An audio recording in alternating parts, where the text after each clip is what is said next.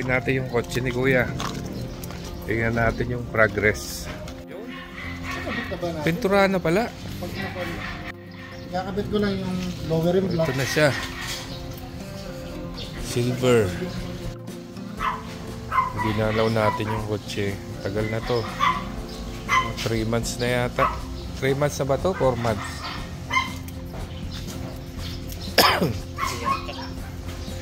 Ngayon, kakabit nila yung differential.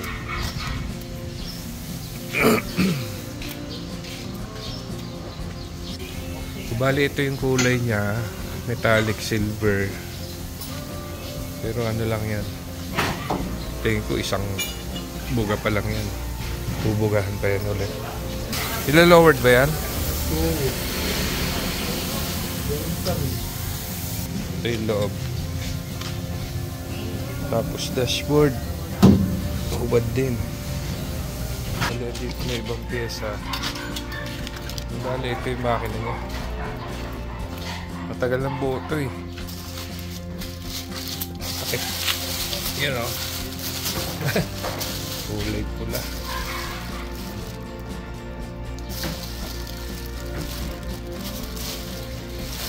So dito yung mga fenders niya. Pa yung hood. Bali dito pinturahan yan. May sariling paint booth. Bali located ito sa bayan ng Castillejos. Bayan ng Castillejos sa Bales. Ito po yung Facebook page nila. Kung gusto nyo magpagawa, message nyo lang sila.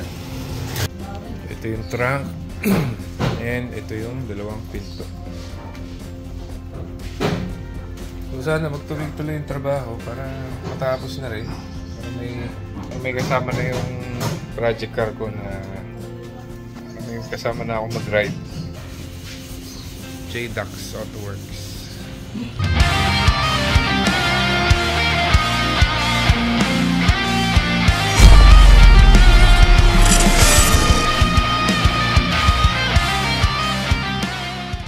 Good morning everyone, welcome back to my channel. And today is a gloomy day.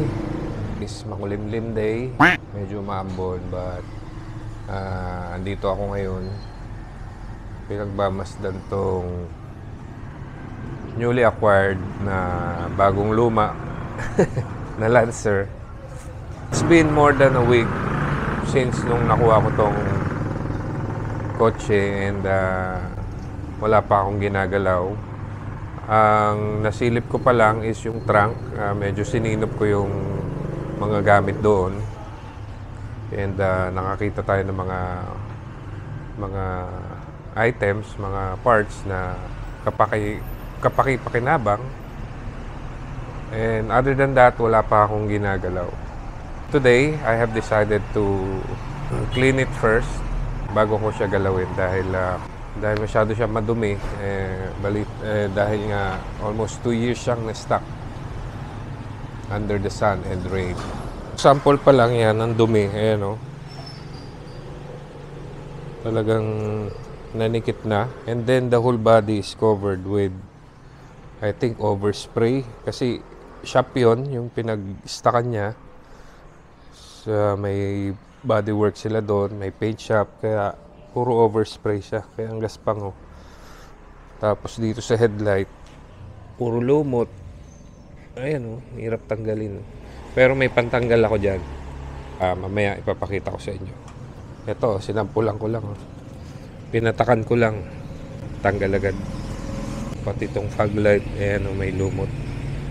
Tinisin natin yan. And unfortunately, yung hood nga pala, that's why nag-post ako sa FB. I'm looking for a decent hood dahil ito mukhang okay sa ibabaw. Bukod sa may butas, kasi binutasan nung previous owner, yung ilalim niya, corroded na. Especially doon sa kabitan ng tornilyo para sa hinge niya. Pati itong windows, blue glass nga siya pero naging green dahil sa lumot. Ayan o, gaspang, narinig niya. Pero nag-sample na ako dito nung pantanggal ko niyan. Ayan o, kitang-kita niyo yung difference. Okay. Tanggalin muna natin yung hood. Tinanggal ko na yung ano nito eh, yung tornilyo sa hinge. Kalawang. Yan oh. Ganyan, grabe. Sa kabila. Yun dito. Konting linis lang para naman sentable tignan. Yun, first wash. First wash in so many years.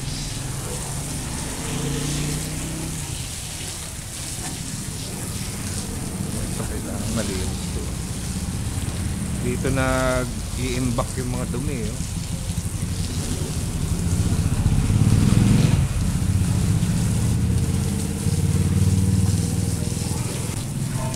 Sorry, wala akong pressure washer. Yung pressure washer ko kasi andun sa sa likod ng bahay. Sa garahe sa likod. Yun, tatanggal oh.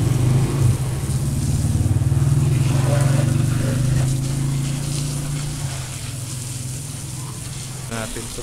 Yun, tatanggal pala.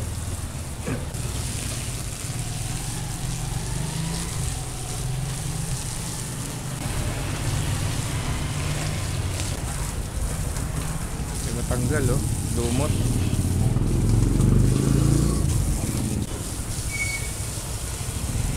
Ayun oh, ang dumi oh.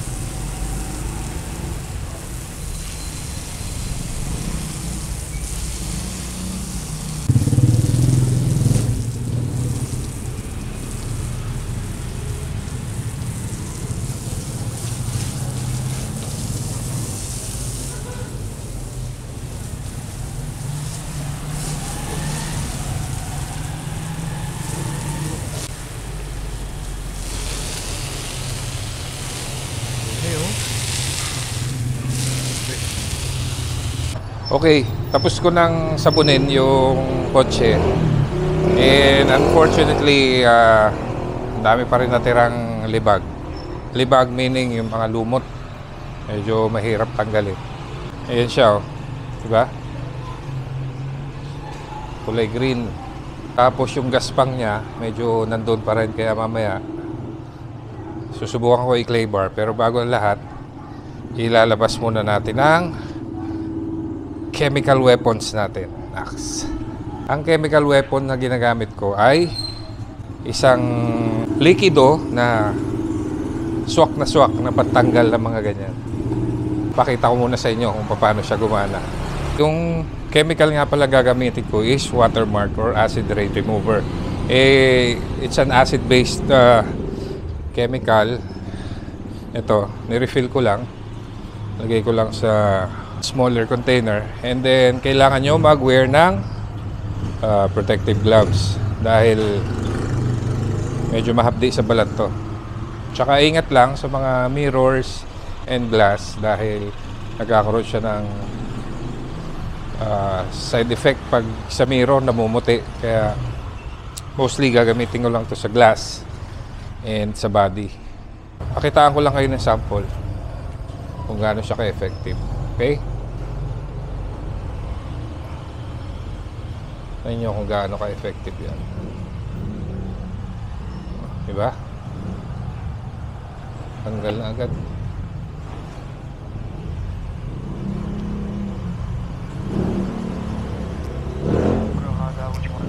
Alright, tirahin natin to. Tirahin pa ng iba. Wake up, today's gonna be a good day. Wake up, today's gonna be a good day. Wake up, today's gonna be a good day. Wake up, today's gonna be a good day. Wake up, today's gonna be a good day. Wake up. And after an hour na paglagay ng watermark remover, natanggal naman yung mga lumot tsaka mga ibang contaminants. Basa pa, papatuyuin ko lang. But fortunately, natanggal natin yung mga libag. Gaya nito. Plate number, punong-puno ng lumot dati yan. Ewan ko kung eto, makita nyo sa picture. Pero ngayon, malinis na tingnan. And then, yung mga salamin, tanggal yung mga watermarks. Pero may gaspang pa rin. Ang sunod na step ko ay clay bar. So mag clay bar muna tayo. Ang gagamitin kong clay bar nga pala is ito. MTX clay bar. Ever since ito na yung ginagamit ko. Pag clay bar, ang ginagamit lang dito is the clay bar itself and then water. Yung iba gumagamit ng soapy water, pero ako tubig lang okay na. Pinaka wag nyong gagawin is pag nalaglag ko sa floor, wag nyo nang gamitin dahil imposibleng hindi siya nalagyan ng contaminants like buhangin. Huwag na ako mag-gloves, madikit. So mamasahin nyo muna para lumambot ng konti.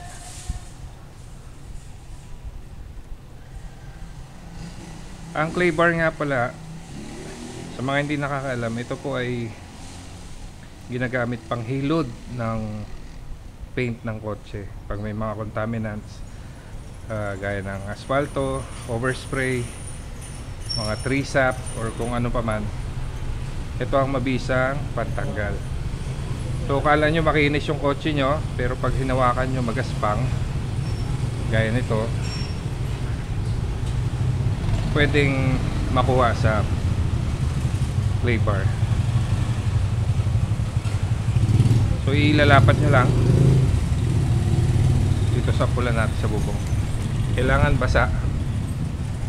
Ito magaspang, oh. Tapos igaganyan nyo lang. Huwag masyadong madiin, huwag masyadong loose.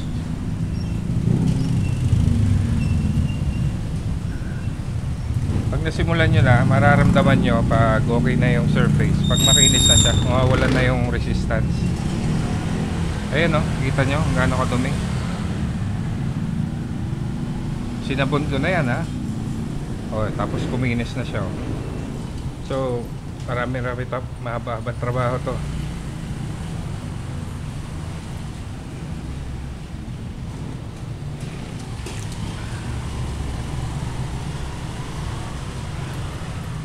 Tandaan nyo guys, ha, pag nalaglag nyo to sa flooring, huwag nyo na, itapon nyo na, huwag nyo nang gagamitin. Dahil pag nalaglag sa flooring, nagkaroon ng buhangin dyan, tapos gagamitin nyo, gas-gas ang inyong sasakyan. Okay?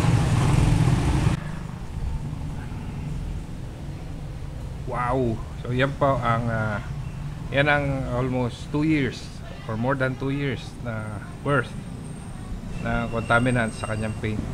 Kinis na, oh.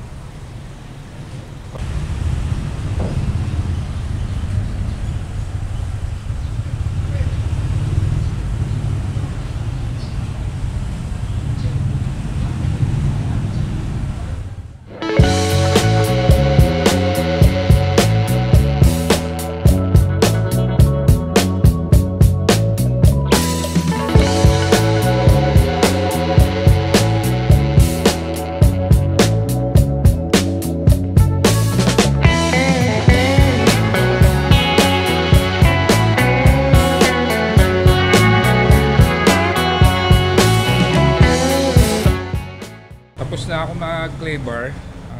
More or less na cover ko naman lahat.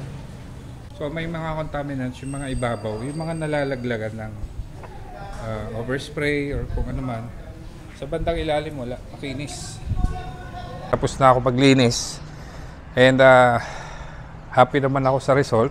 Although hindi naman siya detailed na linis talaga. Ano lang, kung ano lang yung makita ko na may build up ng mga lumot, mga dirt. Yung muna yung tinira ko. Kumbaga pahapyaw na linis para naman makita ko kung ano talaga itsura niya pag malinis. Ayan na siya. Medyo maliwalas yung itsura niya. And then naging clear na rin yung mga glass. Wala na yung overspray, tsaka yung lumot, watermarks. Condition ng glass, very nice. Very minimal ang scratches compared doon sa glass ng box type ko. Maraming scratches yan. Dito sa driver's side, medyo maraming gas-gas yung glass niya. Ewan ko, nakikita nyo. And then, pati mugs, tinira ko na rin. Before ako gumawa dito, silipin ko muna yung loob. Kung ano ba meron sa loob. Para alam ko kung saan ako magsisimula. So, first of all, basag. Side pocket, basag. Alam ko buo to eh. Siguro na basag to ni Pat nung pinaandar namin to. Dashboard, nasa 7 out of 10 condition siguro. Ito buo, pero may mga minor cracks. Ayun o. Kita nyo. Yan. Tsaka dito. Tapos itong gitna, hindi ko magana yung blower niya eh. Itong tatlong to, I think decoration na lang. Tapos ito fan speed control. Pero bubuksan ko rin yan. Glove compartment. Oop. Tigas.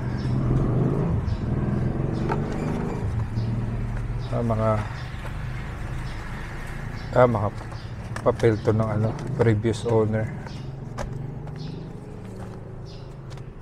CD Michael Franks, tsaka Boston. ORCR luma. Pictures, mga susi. Bale, isusort ko yan and then susoli ko sa previous owner yung mga pag-aari niya. Dito, ayun pa, mga IDs. What's this? See ito. Hindi ko kilala to. St. Jude ba to? Stereo, andoon sa trunk yung stereo. Gumagana pa. Tinesting ko na. And ito manibela na re-wrap na. Pero hindi maganda yung pagkakarap sa gitna. Sa horn pad. Ito yung ano niya, yun dito. So, gagawin ko na lang to. Tapos susi, nagpa-duplicate ako. Okay na siya. Yung iba kasi, kahit na ikot mo niya dyan, natatanggal yung susi. Ito hindi pa rin.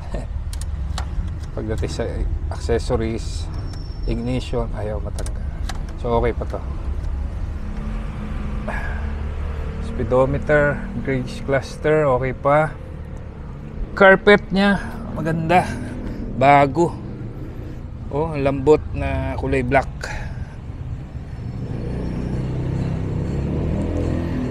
So, kaka-re-up lang siguro ito to. Kasabay ng seats. Bagong re-up. Sariwang sariwa. Sa likod, tinanggal ko to kasi kailangan ko access doon sa trunk dahil hindi mabuksan yung trunk. Sa likod, I think this is fiberglass copy ng original backboard niya. Third brake light, tatanggalin ko yan. I-refresh natin yan. Tapos yung speakers, durug.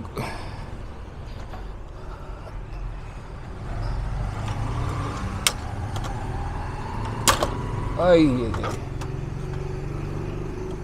naluto sa araw. Sayang. Anong tatak nito? Ryan Audio. Okay ba yan, Ryan Audio? Apparently not. Kasi naluto sa araw. Oh, sayang. Nare-repair pa kaya to? Grabe, lambot.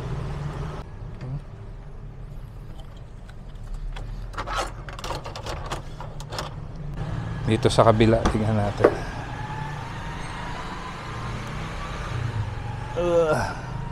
Ryan Audio. Wala rin.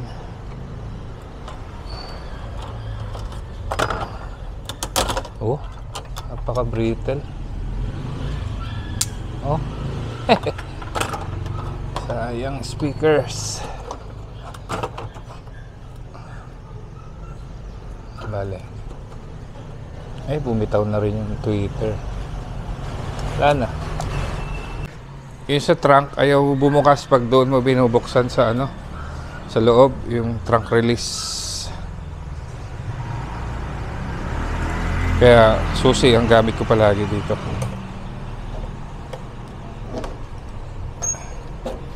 Ayan.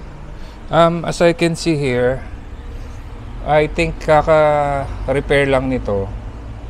And then, inisprayan ng undercoating. Ayan o, lahat inisprayan pati dito. Which is hindi dapat. Pati dito, lahat. Ay, tanggalin natin to. Tapos, konting vacuum.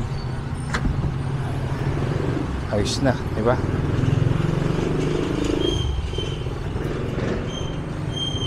O, tanggalin ko muna kaya yung backboard. Ano ba tanggalin to? Lalo na tong tawag dito, lalo na tong third brake light. Ngayon lang ako nagkaroon ng third brake light sorry paano ka ba tanggalin? Ayun. Yan lang pala.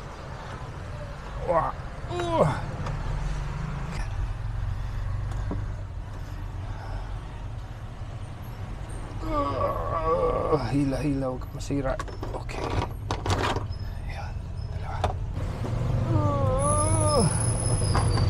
Tinanggal ko yung dalawang C-pillars para matanggal yun. Kaso, alam mo yung sealant ng salamin, di ba parang ano yan? Yung Tootsie Roll kung tinatawag. Parang asfalto. Dumikit doon. Ayan o. Kita nyo?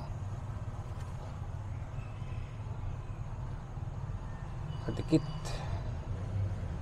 Tignan natin kung bahila natin. Ayan. Ayan. Okay. Pag masisira, pag nasira ka, sisirain kita. Sige. Hirap ng isang kamay. Aray ko, sugat pa ako. Putalis ka. Takin na mo ka.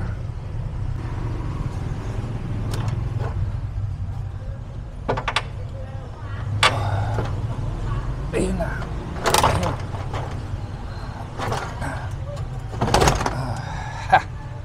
Tanggal. Alright.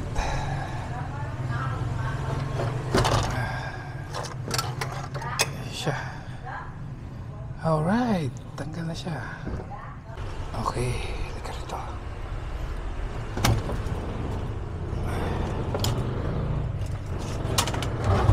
Okay.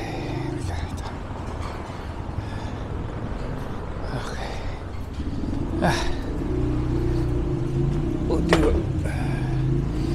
Alright. Tanggal na. Grabe durog. So Ryan Audio dito matagal sa sunlight.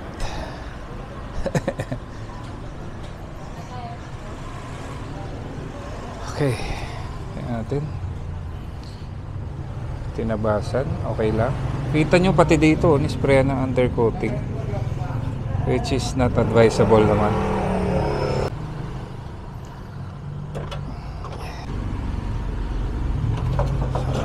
Yun. Patid. Dalawa.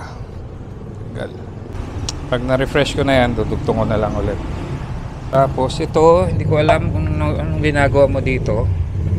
Hindi ka naman rear seat belt ng Lancer box type, kaya alis ka dyan. Puta, matigas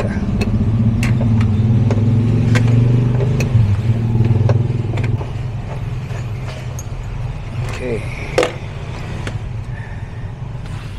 Tanggal ka.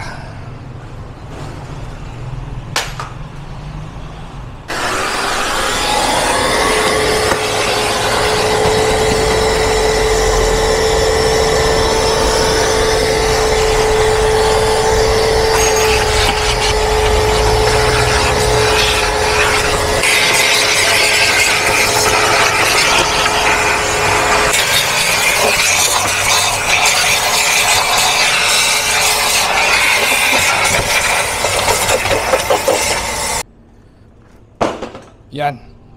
Palitan na kaagad yan. Tanggalin ko to. Palitan natin ang bago.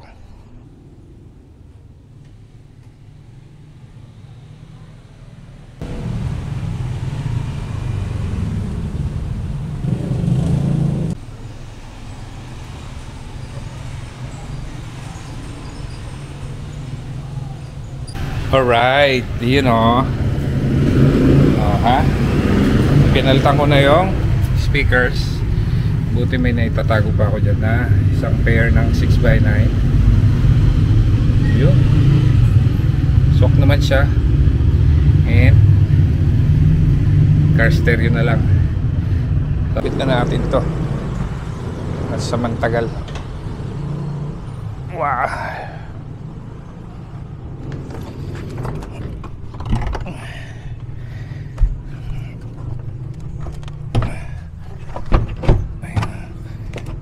Sabit agad, just like that. Hindi ko muna ikakabit yung tornilyo dahil babaklasin ko pa ito malamang.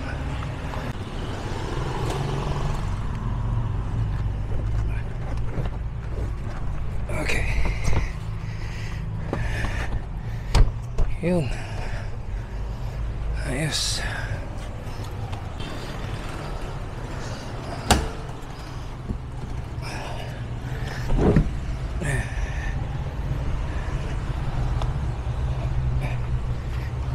Medyo hapon na and pagod na rin ako. So pahinga muna ako.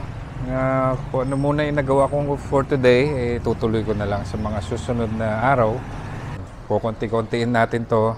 Siyempre, isi-share ko sa inyo yung progress. I hope you enjoyed this video, and sa mga susunod pang video, sana nandiyan pa rin kayo. Sa mga hindi pa nakasubscribe dyan, mag-subscribe na kayo, and siyempre, isama nyo na rin yung notification bell para updated kayo sa mga bago kong uploads. Alright? So, thank you very much for watching, and I will see you on the next one.